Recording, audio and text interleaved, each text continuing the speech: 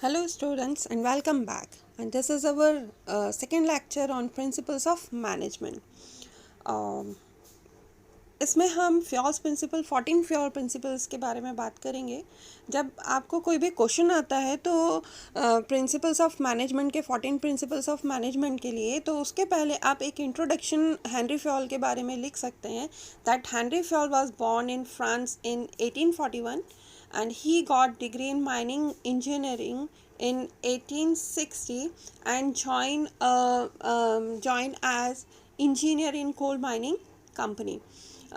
इससे होता तो कुछ नहीं है, बस एक इम्प्रेशन पड़ता है।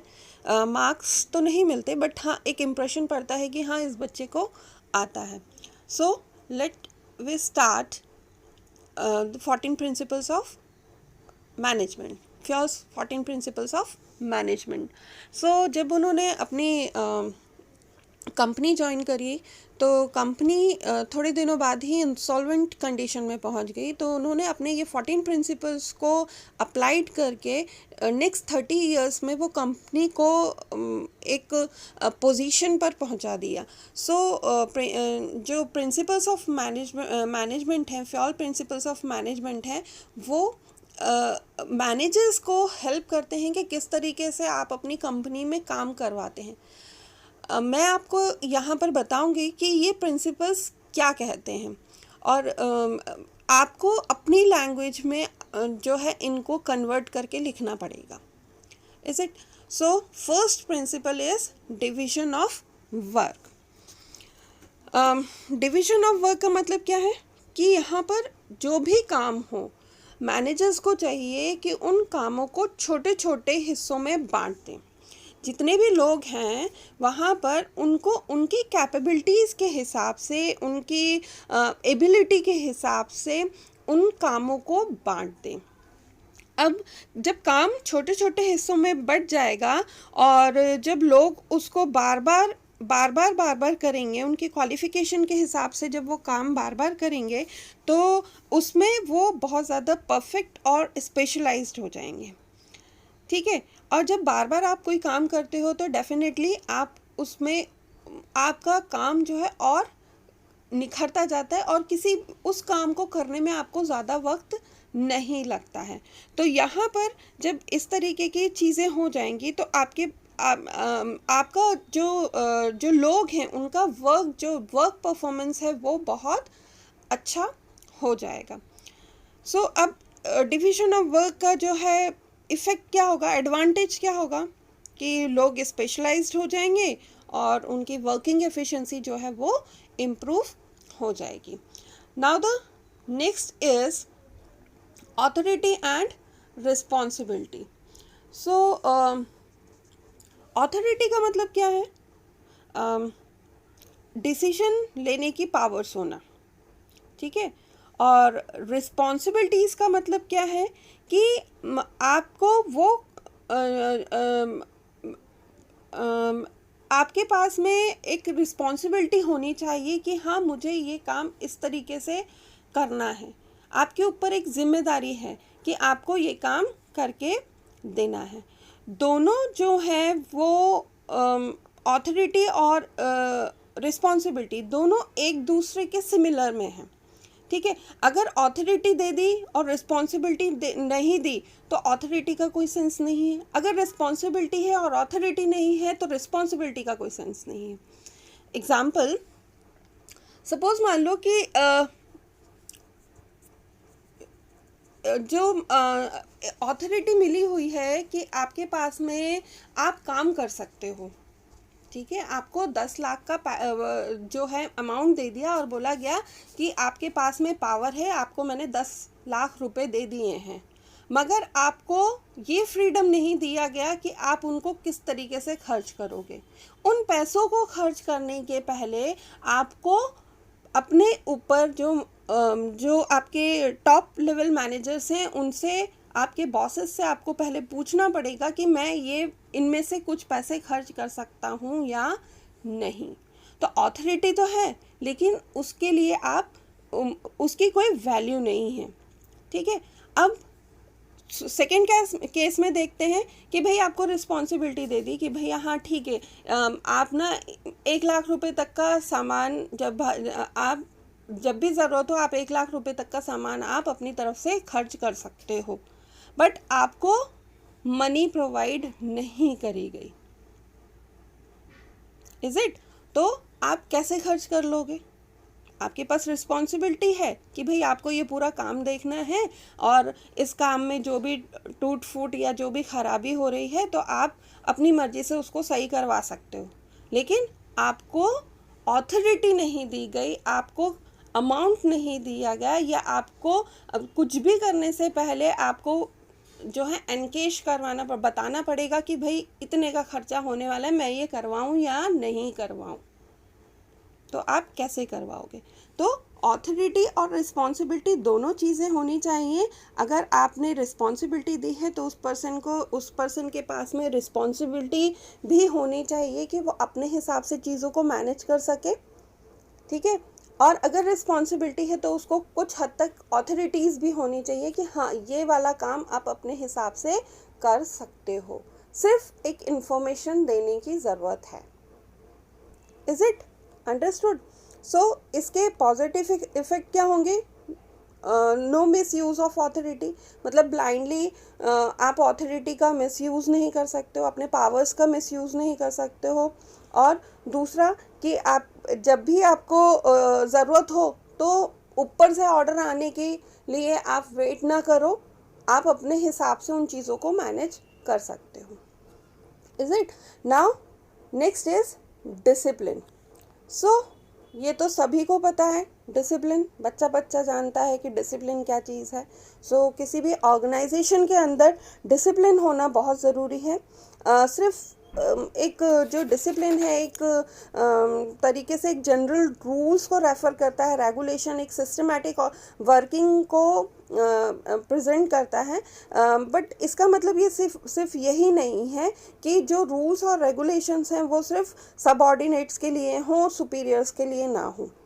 अगर किसी ऑर्गेनाइजेशन में रूल्स बनाए गए हैं, डिसिप्लिन रखा गया है, तो वो सभी के लिए सेम होना चाहिए। ऐसा नहीं है कि सीनियर्स के लिए कोई रूल्स रेगुलेशंस नहीं है और जो सबऑर्डिनेट्स हैं उनके लिए भर भर के रूल्स बना दिए गए हैं और जो है रेगुलेशंस बना दिए गए हैं, ठीक है। इसका बेनिफिट क्या होता है कि जो अगर डिसिप्लिन है तो कोई भी काम किसी भी ऑर्गेनाइजेशन में एक सिस्टमैटिक तरीके से चलता है। दूसरा, जो वर्कर्स हैं उनकी एफिशिएंसी भी इम्प्रूव होती है। Is it?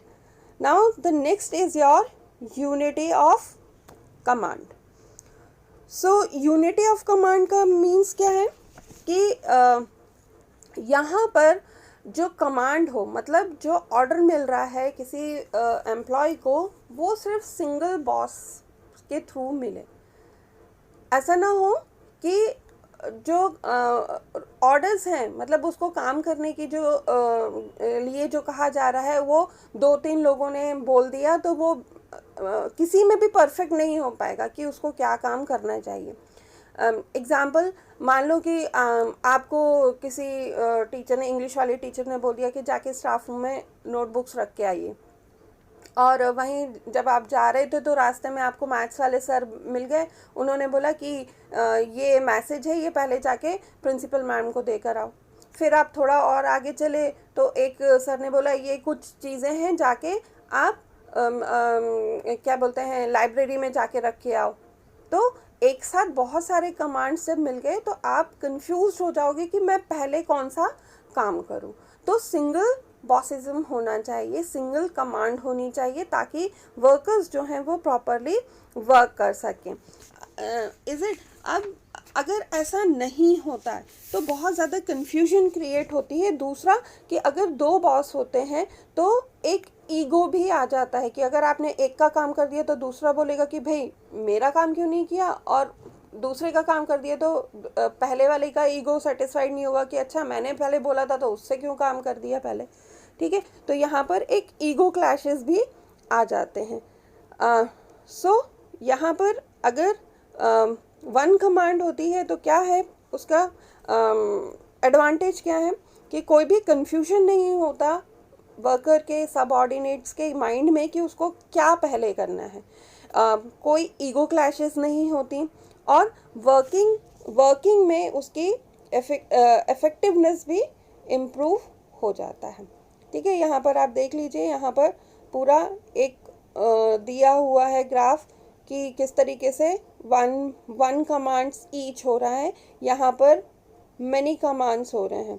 तो ये पोजीशन नहीं होनी चाहिए और ये जो है पिक्चर जो है वो करेक्ट है कि वन कमांड ईच एम्प्लॉयज़ को मिल रहा है। ठीक है, now next is unity of direction. अब यहाँ पर यूनिट मीन्स क्या कि एक प्लान होना चाहिए। ठीक है, तो जितने भी मेंबर्स हैं वो एक ही प्लान को, एक ही कॉमन गोल उनका होना चाहिए, ऑर्गेनाइजेशन गोल होना चाहिए कि सबका जो काम किया जा रहा है वो एक ही एक ही गोल के लिए किया जाए। ऐसा नहीं है कि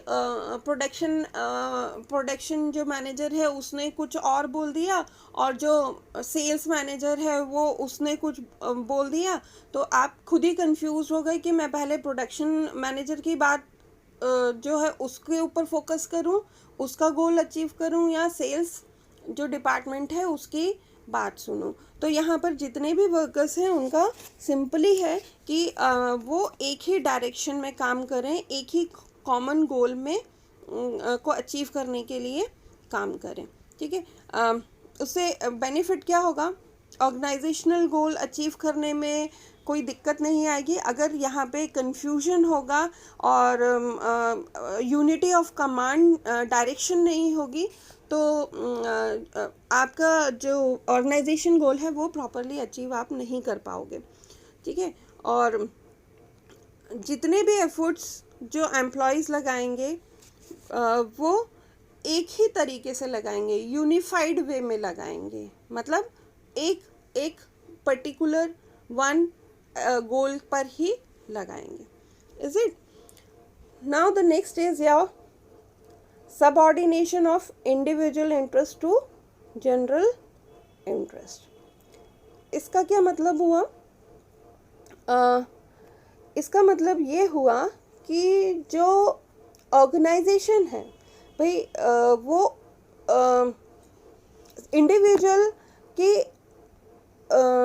इंडिविजुअल गोल्स को भी ध्यान में रखें, एम्प्लॉयज़ के इंटरेस्ट को भी ध्यान में रखें।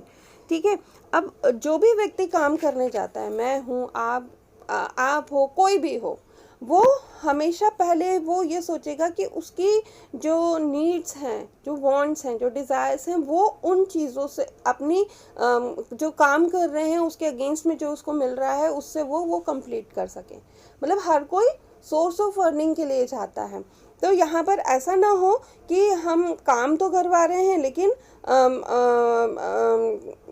जो है वो उसका काम जो है वो उसके लिए कंप्लीट ना कर पा रहे हों, हम उसको इंटरेस्ट ना दिला पा रहे हों। ठीक है, अब एक और चीज़ है कि अगर सपोज मान लो कि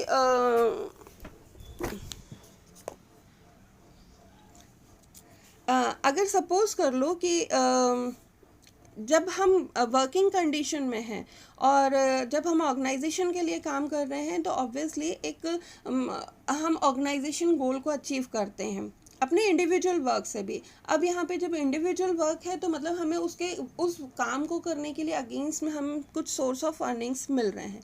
अब जब कोई ऐसी कंडीशन आ जाती है कि जहाँ पर इंडिविजुअल गोल जो है वो अचीव ना कर पा रहे हों लेकिन हमें ऑर्गेनाइजेशन गोल को अचीव करना है, तो हम इंडिविजुअल गोल को सैक्रिफाइस कर देते हैं।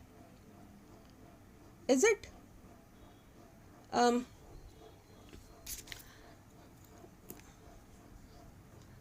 अंडरस्टूड हुआ? देखिए एक एग्जांपल देते हैं कि अगर इंडिविजुअल का ऑब्जेक्टिव है कि वो ज़्यादा से ज़्यादा रेम्यूनरेशन या उसको ज़्यादा से ज़्यादा अर्निंग्स हों, ठीक है। बट ऐसे कोई सिचुएशन आ जाती है कि फाइनेंशियल क्राइसिस अराइज हो जाता है और उसके जो एक्सपेंसेस हैं जो उसको पहले मिलता था, सपोज मान लो कि फ़ोन के लिए जो वो बिल लगाता हो, वो फ़ोन का बिल उसको पे कर दिया जाता हो, पेट्रोल के लिए पैसे दे दिए जाते हों कंपनी की तरफ से, but some financial crisis, sort of financial crisis, उस समय पर उसकी ये जो उसकी ऑर्गेनाइजेशन की तरफ से जो उसको पे किया जाता था वो सारे कट ऑफ कर दिए गए। तो इस सिचुएशन में जो है वो इंडिविजुअल अपना अपना इंडिविजुअल गोल को सेक्रीफाइस कर देगा, क्योंकि यहाँ पर ऑर्गेनाइजेशन गोल अचीव करना ज़्यादा इम्पॉर्टेंट है। जब फाइनेंशियल क्राइसिस ख़त्म हो जाएंगी तो डेफिनेटली उसको वापस से वो सारे रेम्यूनरेशन जो है वो रीपे होने लग जाएंगे। अंडरस्टूड? Now it's clear. इसका एडवांटेज क्या है? Achievement of organisation goal, coordination between individual and organisation goal. ठीक है, तो इंडिविजुअल और ऑर्गेनाइजेशन गोल के बीच में भी कोऑर्डिनेशन बैठ जाता है। Now remuneration of person. Remuneration of person मतलब कि जहाँ पर भी इस प्रिंसिपल के अकॉर्डिंग जो एम्प्लॉयज़ ऑर्गेनाइजेशन में काम कर रहे हैं उनको उनके हिसाब से, मतलब जो भी वो काम कर रहे हैं उसके अगेंस्ट में उनको फेयरली पे किया जाए। ठीक है, ताकि उसको ज़्यादा से ज़्यादा सेटिस्फेक्शन हो सके, उसके वेजेस, उसकी सैलरी जो है वो उसके काम के हिसाब से उसको मिलनी चाहिए, ताकि वो अपना एक स्टैंडर्ड ऑफ लिविंग जो है वो इंक्रीज कर सके। ठीक है, अगर एम्प्लॉयज़ सेटिस्फाइड नहीं होंगे अपने वेजेस से या सैलरी से तो डेफिनेटली वो उतने इफ़ेक्टिवली वर्क भी नहीं करेंगे, वो उतने डेडिकेशन के साथ भी वर्क नहीं करेंगे अगर वो अंडर पेड होते हैं तो। कि मतलब आप मेहनत तो ज़्यादा करवा लो, लेकिन जब पैसे देने की बात आए, जब आप उनको सैलरी देने की बात आए तो आप उनको उनकी मेहनत के हिसाब से पैसे ना दो, तो कोई भी व्यक्ति जो है वो खुशी से काम नहीं करेगा।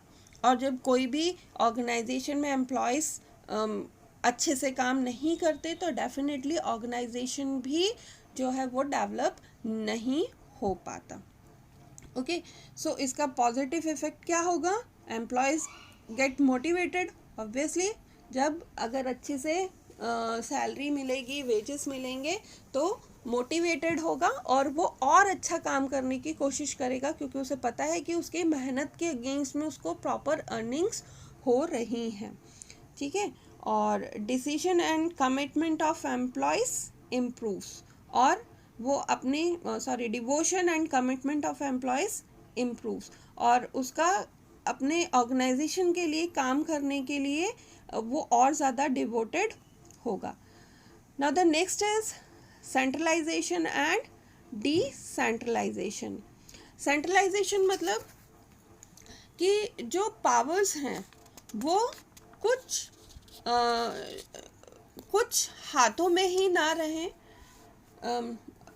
सेंट्रलाइज मतलब कि जो पावर्स हैं, कुछ पावर्स ऐसी होती हैं जो टॉप लेवल मैनेजर्स के हाथ में होती हैं, तो जब ज़रूरत पड़े तो वो काम भी हो। डिसेंट्रलाइजेशन मतलब कि एक ऐसा डिस्ट्रीब्यूशन पावर का जहाँ पर जो सबऑर्डिनेट्स हैं या लोअर लेवल मैनेजर्स हैं उनके हाथ में भी कुछ पावर्स आ जाए। Is it? तो यहाँ पर जो फ्यूल्स हैं उनका कहना ये है कि दोनों तरीके की पावर्स होना चाहिए। जैसे फाइनेंस के लिए हो गया, कोई जो फाइनेंस डिसीजन लेने हैं वो पावर्स हो गए, कोई प्लानिंग करनी है वो पावर्स हो गए, तो ये सारे पावर्स कहाँ हैं? टॉप लेवल मैनेजर्स के हाथ में होना चाहिए। ठीक है, अब उसके अलावा जब आपने कोई प्लान कर लिया और उसको डिस्ट्रीब्यूट कर दिया अपने एम्प्लॉयज़ में कि हमें ये ऑर्गेनाइजेशन के लिए ये वो काम करना है, तो उसको किस हिसाब से करना है, ये पावर्स जो हैं उनके सबऑर्डिनेट्स के हाथ में होनी चाहिए।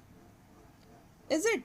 तो मतलब यहाँ पर सेंट्रलाइजेशन भी होना चाहिए और डिसेंट्रलाइजेशन भी होना चाहिए, क्योंकि अगर सिर्फ सारी पावर्स सिर्फ टॉप लेवल मैनेजर्स के हाथ में हो गई तो छोटी छोटी बातों के लिए भी उनको उनसे पूछना पड़ेगा, जो कहीं ना कहीं काम को स्पीड देने में रोकता है।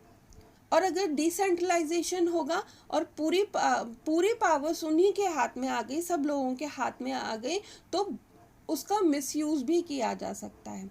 तो इसलिए जहाँ पे ज़रूरत हो वहाँ पे सेंट्रलाइजेशन पावर्स होनी चाहिए, जहाँ पे ज़रूरत नहीं हो वहाँ पर सेंट्रलाइज ना होके डिसेंट्रलाइज होनी चाहिए पावर्स। Is it? उसका बेनिफिट क्या है? Benefits of centralisation as well as decentralisation, मतलब दोनों बेनिफिट मिल जाते हैं ऑर्गेनाइजेशन को कि सेंट्रलाइज भी में हो रहा है और डिसेंट्रलाइज भी हो रहा है। और fast decision at operational level and strict control by top level. तो यहाँ पर ऑपरेशन लेवल पर आपका जो डिसीजन है वो फास्ट हो जाते हैं और थोड़ा सा स्ट्रिक्ट भी हो जाते हैं जो टॉप लेवल्स हैं, तो उनके कंट्रोल में भी चीज़ें रहती हैं। Is it? Now the next is principles of scalar chain. It means क्या है कि जो कमांड्स हैं, जो ऑर्डर्स हैं, वो एक चेन के थ्रू जानी चाहिए। ठीक है, यहाँ पर देखिए ये जो दिया हुआ है, जैसे आपका ये जो ए है वो टॉप लेवल पर है, देन उसके बाद में बी हो गया, सी हो गया, डी हो गया। अब एक साइड का आप मान लो कि एक जो प्रोडक्शन डिपार्टमेंट है और जो LMN हो ये आपका सेल्स डिपार्टमेंट है। तो टॉप लेवल पे जो बैठे हैं उनको अगर कुछ कमांड करना है तो वो इस सीक्वेंस में जाएंगे प्रोडक्शन लेवल पे कि बी के पास गया, फिर सी के पास गया, फिर डी के पास गया। अगर यहाँ दूसरा अगर सेल्स डिपार्टमेंट में जाना है तो आप एल के पास जा रहे हो, एम के पास जाएगी, एन के पास जाएगी, तो ये स्केलर चेन्स में हो गया। ठीक है, कि एक सिस्टमेटिक ऑर्डर में ही आपके जो है कोई भी अगर आपको बात बोलनी है तो वो इस सिस्टमेटिक वे में जो है वो आगे जाएगी। और वहीं पर अगर कहीं इमरजेंसी है तो ऐसा नहीं है कि आप इस सिस्टम से स्केलर चेन का ही जो है वेट करोगे। अगर बहुत ज़्यादा इमरजेंसी है या आपको कुछ कोई अर्जेंट इंफॉर्मेशन प्रोवाइड करनी है तो आप जो है डायरेक्ट जिस लेवल का मैनेजर हो उस हिसाब से आप बात कर सकते हो। जैसे यहाँ पर ई और ओ के बीच में बात डायरेक्ट इन्फॉर्मेशन प्रोवाइड कर दी गई है। तो ये जो इस तरीके की जो डायरेक्ट इन्फॉर्मेशंस होती हैं उसको हम गैंग प्लैंक बोलते हैं। अगर ये कंपलसरी मतलब ये किसी टाइम पर ये हो जाता है, लेकिन क्यों इसके रीज़न क्या है? क्योंकि अगर ये अर्जेंट इन्फॉर्मेशन है और हम स्केलर चेन के थ्रू जाते तो ये बहुत ज़्यादा टाइम लेता, और ये अर्जेंट था इसलिए डायरेक्टली ई ने ओ से डायरेक्ट बात कर ली या इन्फॉर्मेशन प्रोवाइड कर दी।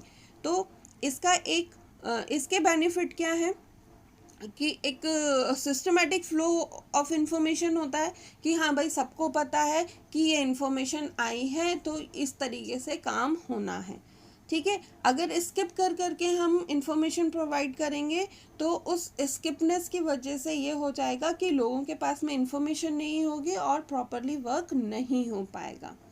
ठीक है, दूसरी चीज़ कि कम्युनिकेशन गैप नहीं होता ऑर्गेनाइजेशन में। अगर कम्युनिकेशन गैप हो जाएगा तो इन्फॉर्मेशन जो है वो पूरी तरीके से स्प्रेड नहीं हो पाएगी, तो किसी को पता चलेगा उस बारे में और किसी को पता नहीं चलेगा। Is it? Now principle of order. Principle of order का मतलब क्या है? हाँ, यहाँ पर आप सोच रहे होंगे कमांड और ऑर्डर तो दोनों सिमिलर सा है, बट यहाँ पे प्रिंसिपल ऑफ ऑर्डर का मतलब है कि जो चीज़ें हैं, चाहे ह्यूमन बीइंग हो या मटेरियल हो, वो एक सिस्टमैटिक तरीके से एक ही प्लेस पर मिलना चाहिए। हर चीज़ का एक फिक्स प्लेस होना चाहिए ताकि जब उसकी ज़रूरत हो तो टाइम वेस्टेज ना हो। एग्जाम्पल सपोज कर लो, फैक्ट्री में जो है कोई मशीन अगर ख़राब होती है तो टूल बॉक्स का प्लेस जो है वो फिक्स रहता है। वो किस लिए? कि अगर हमें पता ही नहीं चलेगा तो हम जब मशीन में कोई गड़बड़ी आती है तो हम पूरा टाइम जो है वो टूल्स को ही सर्च करते रहेंगे। और अगर हमें पता होगा कि टूल बॉक्स यहाँ पे रखा है तो गड़बड़ी जब भी होगी तो हम जाएंगे, फटाक से वहाँ से अपने इक्विपमेंट्स उठाएंगे, मशीन को सही करेंगे और काम शुरू हो जाएगा। Is it?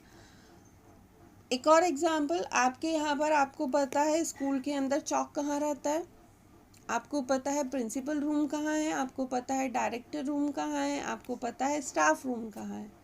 अगर आपको कोई काम है प्रिंसिपल मैम से तो आप पहले कहाँ जाएंगे? प्रिंसिपल ऑफिस में जाएंगे, क्योंकि आपको पता है कि प्रिंसिपल मैम वहाँ मिलती हैं। अगर डायरेक्टर सर से काम है तो आप पहले कहाँ जाएंगे? डायरेक्टर रूम में जाएंगे, क्योंकि आपको पता है कि वहाँ पर डायरेक्टर सर मिलते हैं। किसी टीचर से वर्क है तो आप पूरे स्कूल में ढूंढने से की जगह आप पहले कहाँ जाएंगे? स्टाफ रूम में जाएंगे। तो यहाँ पर क्या हुआ कि सारी चीज़ें सिस्टमैटिक हैं, सब चीज़ ऑर्डर में है। आपको पता है कि यहाँ पे मैं जाऊँगा तो मेरा काम फटाक से हो जाएगा या ये चीज़ मुझे यहाँ पर मिल जाएगी। तो ये प्रिंसिपल ये कहता है कि यहाँ पर हमें सारी चीज़ें ऑर्गेनाइजेशन में एक सिस्टमैटिक वे में, एक ऑर्डर में रखनी चाहिए। सारी चीज़ें व्यवस्थित होनी चाहिए, जगह पर मिल जानी चाहिए जब भी ज़रूरत पड़े।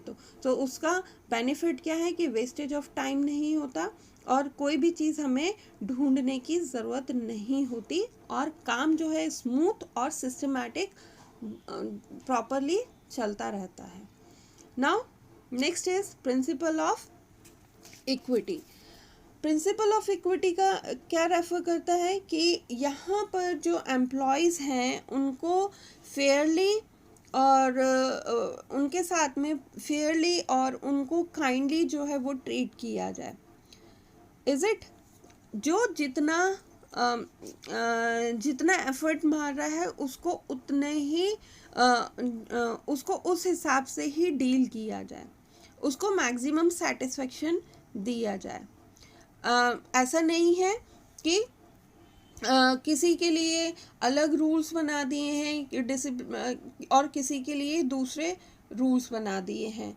अगर सपोज करो कि अगर ऑर्गेनाइजेशन में कोई लीव रूल बनाया गया है तो वो सबके लिए एक जैसा होना चाहिए। ऐसा नहीं है कि टॉप लेवल मैनेजर्स के लिए कुछ और है और जो लोअर लेवल्स हैं या जो लेबर्स हैं या जो लोअर लेबर एम्प्लॉयज़ हैं उनके लिए अलग जो है वो रूल्स बनाए गए हों। ठीक है, यहाँ पर ना कोई डिस्क्रिमिनेशन नहीं होना चाहिए किसी के भी साथ। ठीक है, जो भी रूल्स और रेगुलेशंस बनाए जा रहे हैं वो सबके लिए सिमिलर होने चाहिए, चाहे वो किसी भी ग्रेड पे हो, किसी भी पोजीशन पे हो, किसी भी जेंडर का हो, किसी भी कास्ट का हो, किसी भी लैंग्वेज को बोलने वाला हो। रूल्स मीन्स रूल्स जो सबके लिए इक्विवेलेंट होने चाहिए। सो उसका बेनिफिट क्या है? जो क्योंकि सभी के साथ वैसा हो रहा है इसलिए जो एम्प्लॉयज़ हैं वो सेटिस्फाइड रहते हैं और जो एम्प्लॉयज़ हैं वो अपने आप को जो है वो मोटिवेट भी करते रहते हैं, क्योंकि सभी के साथ इसी तरीके का जो सेम है वो बिहेवियर रखा गया है। Now the next is stability of tenure of personal. इसका मतलब क्या है कि इस प्रिंसिपल के हिसाब से, इस प्रिंसिपल के अकॉर्डिंगली जो मैनेजमेंट है उसमें जो जो एम्प्लॉय है उसको बार बार टर्मिनेट या एम्प्लॉयज़ को निकालना नहीं चाहिए। दूसरी चीज़ कि फ्रीक्वेंटली जो है उनका ट्रांसफ़र भी नहीं करना चाहिए। रीज़न क्या है? रीज़न ये है कि अगर बार बार ट्रांसफ़र कर दिया जाता है तो कोई भी व्यक्ति किसी भी जो वर्किंग कंडीशन को या प्लेस को, उसको जिस तरीके का एटमॉस्फेयर होता है उसको समझने में थोड़ा सा वक्त लगता है। जब वो अंडरस्टूड कर लेता है सारी चीज़ें तो वो उसकी कैपेबिलिटीज़ जो हैं, जो काम करने का तरीका है, वो एक जो सिस्टमैटिक तरीके से वो काम करने लगता है। जब तक वो अंडरस्टूड करे उस सिचुएशन को, उन कंडीशंस को, अगर आपने उसको दूसरी जगह पे शिफ्ट कर दिया तो उसको फिर 6 महीने लग जाएंगे वहाँ का काम समझने के लिए, वहाँ के एटमॉस्फेयर में एडजस्ट होने में। और फिर अगर आपने फिर 6 महीने बाद उसको किसी दूसरी प्लेस पे कर दिया तो फिर उसे टाइम लगेगा। इट मीन्स कि उसकी कैपेबिलिटीज़ जो हैं वो बाहर ही नहीं निकल पाएंगी, वो सिर्फ एडजस्टमेंट में ही उसका टाइम निकलता चला जाएगा। तो वो अपने आप को अपनी कैपेबिलिटीज़ को, अपनी जो पोटेंशियल है उसको वो प्रेजेंट ही नहीं कर पाएगा। Is it? सो बार बार किसी का ट्रांसफ़र और बार बार हटा के दूसरे व्यक्ति को रखना, ये ऑर्गेनाइजेशन के अंदर नहीं होना चाहिए।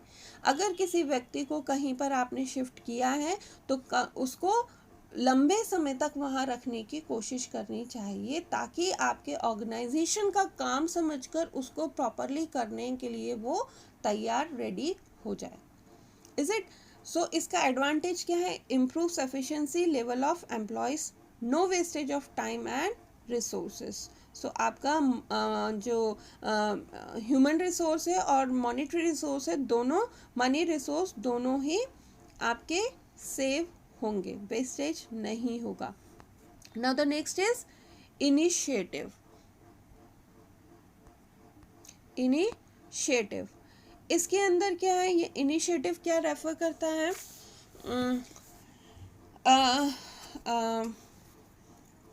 जो एम्प्लॉयज़ हैं उनको सेल्फ मोटिवेशन का जो है वो सेल्फ मोटिवेट करने के लिए उनको प्रोत्साहित करना चाहिए, उनको समय देना चाहिए। कैसे? अगर आप कुछ भी प्लान कर रहे हो अपने ऑर्गेनाइजेशन के अंदर करने के लिए, तो उन जितने भी एम्प्लॉयज़ हैं उनसे उनकी जो है एडवाइसेस लेनी चाहिए। अगर आपको उनके सजेशंस अच्छे लगते हैं, ठीक है, और उससे ऑर्गेनाइजेशन को कुछ बेनिफिट होता है, तो डेफिनेटली आपको उनके डिसीजंस को, उनके एडवाइसेस को अडॉप्ट करना चाहिए और उस बेसिस पर अपने प्लान के अंदर उनको रखना चाहिए। ठीक है?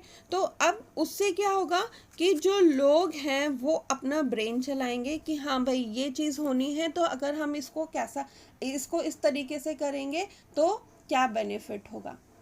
ठीक है? एडवाइसेस लेना है। अगर एडवाइस आपको अच्छी लगती है तो आप उसको अपने प्लान में इंक्लूड करो, नहीं अच्छी लगती है तो कोई बात नहीं है। एक बार जब कोई रूल बन जाएगा, कोई प्लान बन जाएगा, तो वो सबको इम्प्लीमेंट करना होता है। ठीक है? ऐसा नहीं है कि अगर मेरे एडवाइस समझ में नहीं आई तो मैं वो नहीं करूँगा, डिसोबीडियंस नहीं होता है। हाँ, लेकिन एडवाइसेस आप ले सकते हो, इससे आपके एम्प्लॉयज़ का जो है एम्प्लॉयज़ जो हैं आपके मोटिवेट होंगे कि हाँ हमारे एडवाइस की भी वैल्यू है। अगर ऐसा नहीं होगा तो सब डम्ब की तरह हो जाएंगे, कोई अपना ब्रेन नहीं लगाएगा, क्योंकि पता है हमारे टॉप लेवल्स जो हैं, जो हमारे बॉसेस हैं, वो हमारी सुनते ही नहीं हैं, भले आपकी एडवाइस अच्छी हो, ऑर्गेनाइजेशन के लिए बेनिफिशियल हो या नहीं हो। Is it? सो यहाँ पे आपका एडवांटेज क्या है इसका इनिशिएटिव का? Develops feeling of belongingness in employees, मतलब वो जो एम्प्लॉयज़ के बीच में एक बिलोंगिंगनेस, मतलब सहानुभूति, या सहानुभूति तो नहीं कहेंगे, एक दूसरे के लिए प्रति जो है थोड़ा सा अटैचमेंट बढ़ जाता है. Employees achieve the target on time if they are set up with their consultation. ठीक है. सो यहाँ पर जो है वो जो एम्प्लॉयज़ हैं वो अपने टारगेट को टाइम पर भी अचीव करते हैं. Now the next is Spirit D corps. Simple सा है. यहाँ पर जो फ्योल्स का जो प्रिंसिपल है उसके अंदर ये प्रिंसिपल ये कहता है कि अगर ऑर्गेनाइजेशन में आप काम कर रहे हो तो आपको टीम स्पिरिट रखना होगा. इट मीन्स कि आप इंडिविजुअली वर्क ना करें, आप अपने ग्रुप को लेकर काम करें. ठीक है. अगर आप इंडिविजुअली काम कर रहे हैं लेकिन आप काम तो ऑर्गेनाइजेशन के लिए कर रहे हैं, तो ऑर्गेनाइजेशन गोल को अचीव करने के लिए काम करें. एग्जाम्पल सपोज मान लीजिए कि कोई प्रोडक्शन मैनेजर है और उसको असाइन किया गया है कि वो 100 यूनिट्स उसको जो है वो प्रोड्यूस करनी है, और उसके ग्रुप में 10 मेंबर्स हैं, तो वो ये टारगेट जो है उन 10 मेंबर्स में डिवाइड कर देगा. ठीक है. इट मीन्स कि 10 यूनिट्स हर किसी को प्रोड्यूस करनी है, और सडनली 2 जो एम्प्लॉयज़ हैं वो बीमार हो जाते हैं और वो आ नहीं पाते. तो अब बचे कितने? 8 एम्प्लॉयज़. तो उन 8 एम्प्लॉयज़ को भी उन 2 लोगों का काम करना पड़ेगा. ठीक है. क्योंकि हमें क्या करना है, उनको क्या करना है, 100 यूनिट्स जो हैं वो प्रोड्यूस करके देनी है. अगर आप उन 2 लोगों का काम करने के लिए सब मना कर देते हैं तो क्या होगा, वो 100 यूनिट्स जो हैं वो प्रोड्यूस नहीं हो पाएंगी, और जो टारगेट दिया गया है वो कंप्लीट नहीं हो पाएगा. तो इसके लिए जब आप जब ऑर्गेनाइजेशन में काम करें तो ऑर्गेनाइजेशन में जो भी एम्प्लॉयज़ काम करते हैं तो उनको टीम स्पिरिट के साथ काम करना होता है. Is it? अगर इंडिविजुअली वर्क करेंगे तो वो पॉसिबल नहीं है कि आप ऑर्गेनाइजेशन गोल को अचीव कर पाएँ. ठीक है. सो यहाँ पर इसका पॉजिटिव या एडवांटेज क्या है, जो डेवलप्स टीम स्पिरिट को डेवलप करता है कि हाँ हमारी टीम को इतना वर्क करना है. दूसरा, अचीवमेंट ऑफ ग्रुप गोल, और अपने ग्रुप गोल को भी अचीव इजीली किया जा सकता है क्योंकि वहाँ पर प्रॉपरली वर्क डिवाइडेड हो जाता है. Is it? So it's all about today.